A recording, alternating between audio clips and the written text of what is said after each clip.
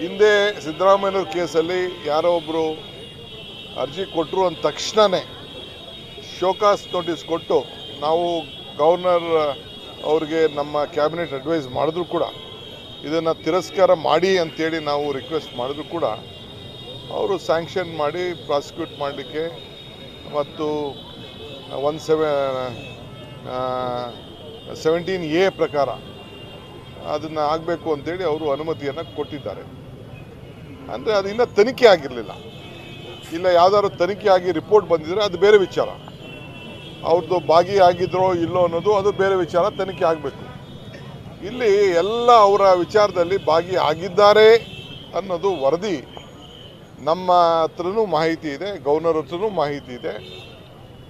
ಈಗೆಲ್ಲ ಕೊಟ್ಟಿದ್ದಾರೆ.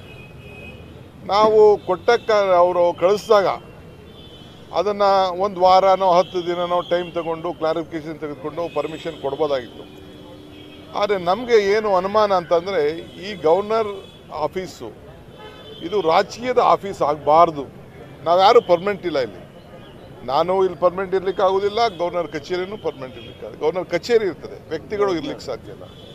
ಸೊ ನಾವ್ಯಾರು ಪರ್ಮನೆಂಟ್ ಇಲ್ಲ. ಆದರೆ ಇರುವಂಥ ಸಂದರ್ಭದಲ್ಲಿ ಈ ಸಂವಿಧಾನದಲ್ಲಿ ರಚನೆ ಆಗಿರೋಂಥ ಈ ನಮ್ಮನ್ನು ಅಸ್ಥಿರಗೊಳಿಸಿದ್ರೆ ವಿರೋಧ ಪಕ್ಷಗಳನ್ನ ಎಲ್ಲ ಮುಗಿಸ್ಬೇಕು. ಜೊತೆಗೆ ಭಾರತದ ಒಂದು ಸಂವಿಧಾನದಲ್ಲಿ ಫೆಡರಲ್ ಸಿಸ್ಟಮಲ್ಲಿ ಕೆಲಸ ಮಾಡ್ತಾರಂಥ ಒಂದು ರಾಜ್ಯ, ಒಂದು ದೊಡ್ಡ ರಾಜ್ಯ, ಇಡೀ ದೇಶಕ್ಕೆ ಕರ್ನಾಟಕ ರಾಜ್ಯ ಭಾಳ ದೊಡ್ಡ ಸಪೋರ್ಟಿವ್ ಆಗಿ ಬೇರೆ ರಾಜ್ಯಗಳನ್ನೂ ಸಹಾಯ ಮಾಡ್ತಾರಂಥ ಒಂದು ರಾಜ್ಯ. ಇಂಥ ರಾಜ್ಯದ ಒಂದು ಪ್ರಜಾಪ್ರಭುತ್ವದ ವ್ಯವಸ್ಥೆನ ಒಗ್ಗಲೆ ಮಾಡಬೇಕು, ಸರ್ಕಾರ ಅಸ್ಥಿರಗೊಳಿಸಬೇಕು ಅಂಥೇಳಿ ಇವತ್ತೇನು ಒಂದು ದೊಡ್ಡ ಪ್ರಯತ್ನ ನಡೀತಾ ಇದೆ. ಇದು ಈ ಕಚೇರಿಯಿಂದ ಆಗಬಾರ್ದು ಅನ್ನೋದು ನಮ್ಮೆಲ್ಲರ ಮನವಿ. ಅದಕ್ಕೆ ನಾವು ಗವರ್ನರ್ ಅವ್ರಿಗೆ ನಾವು ಏನು ಮನವಿ ಮಾಡಿದ್ದೇವೆ ಅಂತ ಅಂದರೆ ಈ 4 ಜನ ಮೇಲೆ ಏನು ನಿಮಗೆ ಪ್ರಾಸಿಕ್ಯೂಷನ್ಗೆ ಅನೇಕ ಮನವಿಗಳು ಬಂದಿದೆ, ಅದನ್ನೆಲ್ಲ ನೀವು ಗೌರವಾನ್ವಿತವಾಗಿ ಕಾನೂನುಬದ್ಧವಾಗಿ ಬೇರೆಯವ್ರದ್ದು ಯಾವ ರೀತಿ ನೀವು ನೋಡಿದ್ದೀರಿ ಅದೇ ರೀತಿ ಸಮಾನತೆಯಿಂದ ನ್ಯಾಯಬದ್ಧವಾಗಿ ನೀವು ಅನುಮತಿಯನ್ನು ಕೊಡಲೇಬೇಕು. ನಿಮ್ಮ ಆಫೀಸ್ ಘನತೆಯನ್ನು ಉಳಿಸ್ಕೊಳ್ಳೇಬೇಕು. ಸೊ ನೀವು ಸಂವಿಧಾನವನ್ನು ರಕ್ಷಣೆ ಮಾಡಲೇಬೇಕು ಅನ್ನೋದನ್ನು ನಾವು ಮನವಿ ಮಾಡಿದ್ದೇವೆ. ಇದಲ್ಲದೆ ಕ್ಯಾಬಿನೆಟ್ ಕೂಡ ನನ್ನ ಅಧ್ಯಕ್ಷತೆಯಲ್ಲೇ ಒಂದು ಕ್ಯಾಬಿನೆಟ್ ನಡೀತು. ಆ ಕ್ಯಾಬಿನೆಟಲ್ಲೂ ಕೂಡ ಈ ವಿಚಾರನ ಗವರ್ನರ್ ಅವ್ರಿಗೆ ನಮ್ಮ ಸಲಹೆ, ಅಡ್ವೈಸು, ರೆಕಮೆಂಡೇಷನ್ ಎಲ್ಲ ಕೂಡ ನಾವು ಮಾಡಿದ್ದೇವೆ.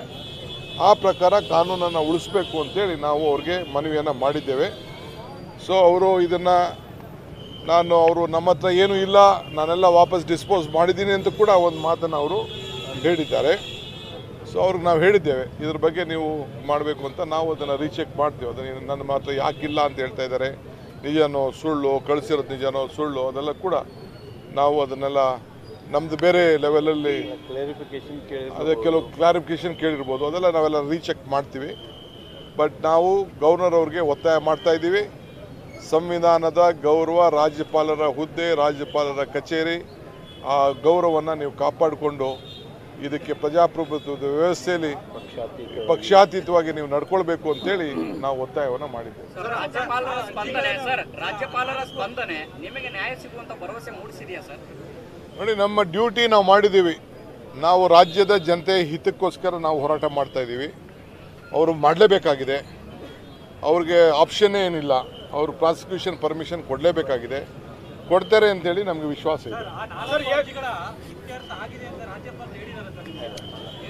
ನಾನು ಅವರು ಇಂಟರ್ನಲ್ ಮಾತಾಡೋದನ್ನ ನಾನು ಮಾತಾಡೋಕ್ಕಾಗಲ್ಲ. ಅವರು ನಮ್ಮ ಕಚೇರಿಲಿ ಇಲ್ಲ ಅಂತ ಹೇಳಿದ್ದಾರೆ. ಸೊ ಅದನ್ನು ನಾವೆಲ್ಲ ಎಕ್ಸಾಮಿನ್ ಮಾಡ್ತೀವಿ.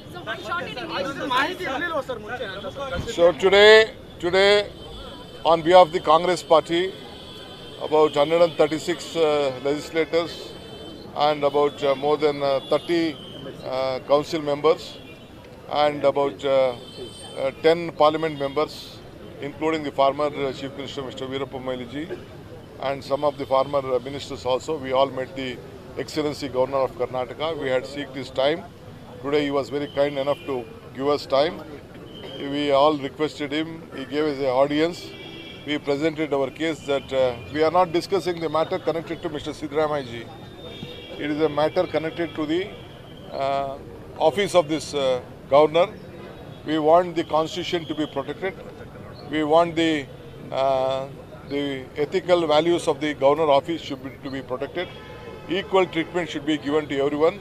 The governor office is there to protect the state, not the individual. So, on the advice of our cabinet, we had discussed in detail. We knew we have come on record stating that there are 4 former ministers, including a former chief minister. Lot of criminal cases are there. So, investigations have been done. Charge sheets have been supposed to be filed. So, they have asked for a prosecution permission.